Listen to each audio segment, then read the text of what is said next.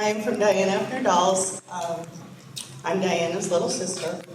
And my husband Troy is here with me from the company. We are, D-Dolls is a team of 4. It's the 2 of us and Leela's, or Diana's 2 daughters. And then Jerry Uribe works full-time for us, and I know a lot of you are very familiar with Jerry, but she's our resident artist, and we couldn't do anything without her. Just want to get thank yous and recognition out of the way before the video. Putting the video together, I ran into some walls collecting some of the pictures that I needed. Juanita Zentera has put a beautiful video together that's out on YouTube called Remembering Dianna. If you haven't had a chance to see it, go out to YouTube and watch it. But when I couldn't find the pictures I needed, I hit Juanita up and she literally filled my inbox.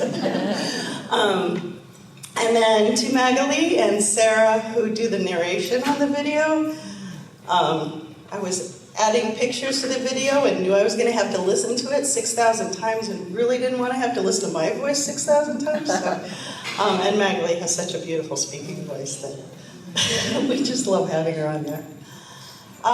We're a little light on guild members this year. We've got some guild members that are dealing with life stuff and couldn't make the trip. They're definitely missed, but we do have some of our guild members here. April Norton.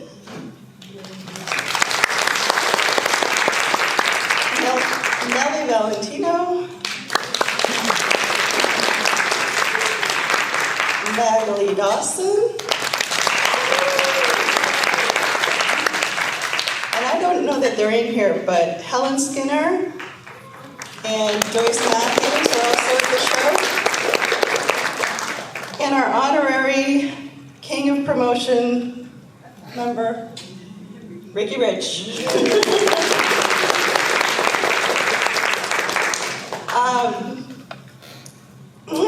Special thanks to Magali. We had just a year of stuff. Everybody has life stuff going on. And our original plan was Magali was going to do the souvenirs, Nellie was going to do the centerpieces as she's done several years for us. And Nellie had some life stuff going on and contacted me and said, I can't commit. I've got to take care of this, I've got to focus on this, and of course, she needed to do what she needed to do.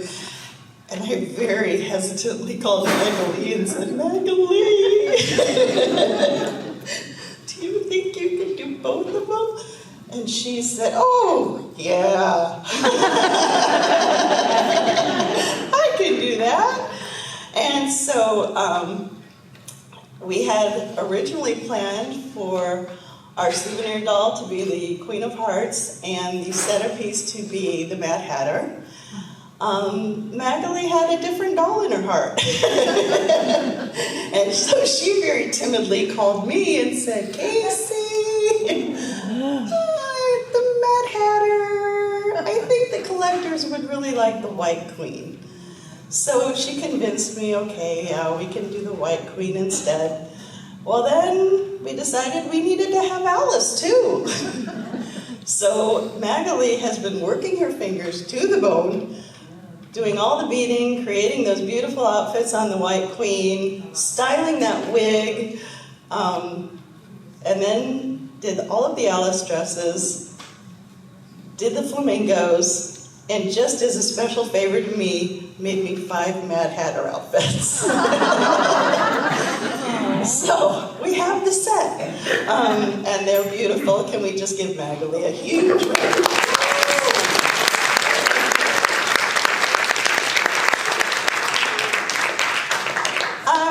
Just want to say thank you, Modern Doll, for having us back, for always supporting us, and to thank you to all of you for coming and for supporting Dianna's Dolls. And now we will start the show.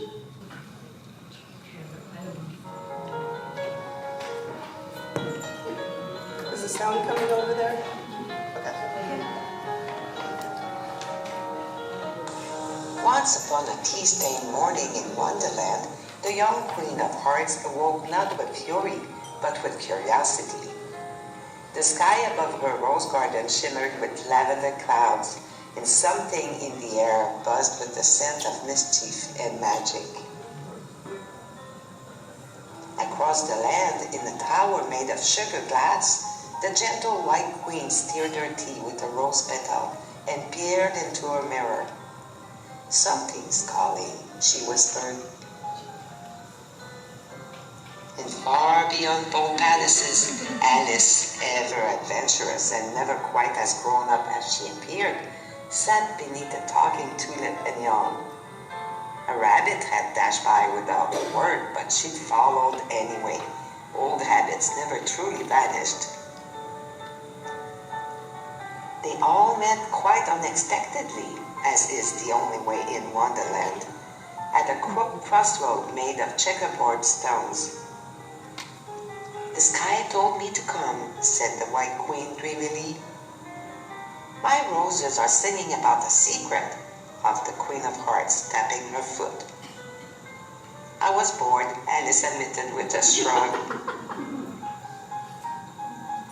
Together they followed a path that didn't exist until they decided to walk it. The trees whispered secrets as they passed. A caterpillar offered riddles. A teacup floated past, carrying a note. "To the mercantile, follow the hum." And so they did. Deeper and deeper into the woods, past valleys of whispering violets and over bridges made of spun sugar. Then they saw it. The mercantile. A tall, unassuming building nestled between two tulip-covered hills, glowing with soft lights. Its doors were open, though no one was inside. Inside it sparkled, not with gold, but with magic. Shelves stretched impossibly high, each lined with beautiful dolls. Porcelain, paper, wood, and lace, each wearing unique costumes and frozen in mid-laughter or dance. Some blinked, some whispered, some curtsied. "They're not just dolls," Alice breathed. "They're stories." The Queen of Hearts, softer now, lifted one with crimson curls in a velvet gown. "She looks just like I did when I was small," she said with wonder. The White Queen found a doll with tiny moonstones in her dress and smiled. "They remember," she said. "This place remembers everything." For hours or days, for time is silly in Wonderland, they explored. Each doll was a memory, a dream, a part of a tale long forgotten. The mercantile was a place where imagination lived on, stitched and carved into beauty. When they left, they each carried a doll, though none remembered choosing one. Back at her palace, the Queen of Hearts placed her on a shelf and smiled, a little more gently than before. The White Queen's doll sat beside her tea, ever listening. And Alice? She set hers by the window and whispered, "I'll be back." Because in Wonderland, the adventure never truly ends. It simply waits for the next curious heart to follow the fun. And while the mercantile in Wonderland may vanish when you turn away, there is a place in our world that holds just as much magic, not through spells or talking rabbits, but through art, imagination, and the timeless beauty of dolls. Nestled in the heart of Jamestown, Missouri, stood a building known simply as the Mercantile, once home to the studio of doll artist Dianna Effner. Within its walls, dreams were sculpted in porcelain, tiny faces delicately painted by hand, and stories came to life in the form of little girls frozen in timeless wonder. Just like the magical mercantile Alice discovered, Diana's studio was filled with shelves lined with exquisite dolls, each with her own story, expression, and quiet presence. It was a place where creativity blossomed, where artists learned and shared. and where the legacy of storytelling through dolls took root and grew into something extraordinary. The Mercantile wasn't just a studio, it was a place layered with history, heart, and imagination. Built in the early 1870s, the building originally housed the Jamestown Mercantile Company, a general store offering everything from pearl buttons to farm supplies, and even undertaking goods. It was the heart of a small-town economy, a place where locals came for everything they needed, and where the spirit of service and connection ran deep. In the 1980s, the space was converted into a restaurant and bar, but by the end of the decade, it had fallen silent, standing empty and forgotten, until Dianna Effner and her husband Randy purchased it in 1989.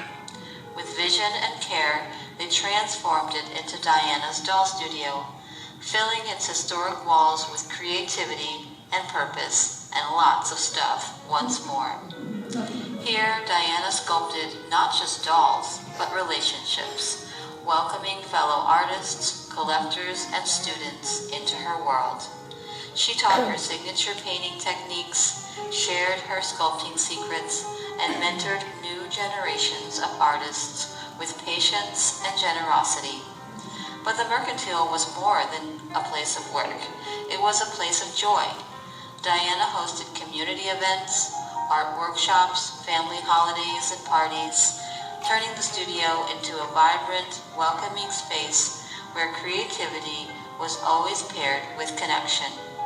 In many ways, it was her Wonderland, one she generously shared. Today, the Mercantile continues to evolve, and so does Dianna's legacy. The building is now home to Central Merc Coffee House, lovingly run by two of Dianna's granddaughters. Though the paintbrushes and porcelain molds have been put away, the spirit of artistry, warmth, and welcome remains alive in every corner of the cafe.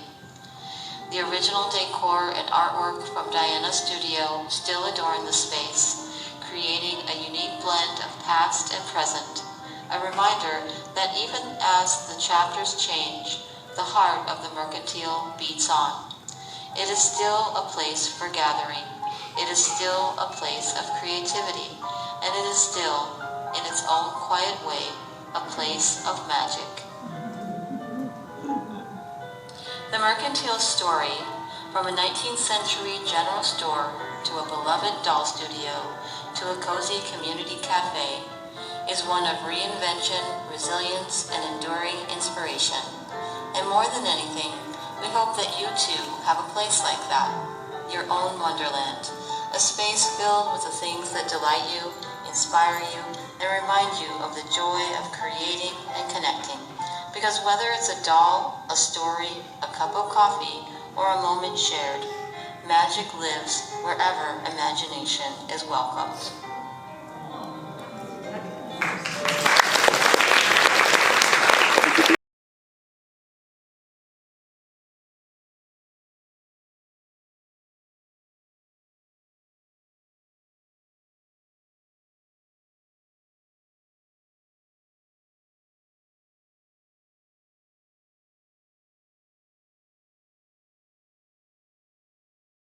I want to say a huge thank you to my patrons from Patreon: Lindsay S., Leah W., Doreen Z., Janice H., Mercedes W., Bear Sunflower, Shorna R., Stephanie W., Shalane C., Louisa's Knickknacks, Marty G., Lynn P., Cindy L., Sabrina A., Kitten Cat, Diane B., and Debbie N. Thank you so much for your support. Your support helps me continue bringing you great dolly content. For more information on how you can become a supporter of this channel, please see the description in the video below. Thank you.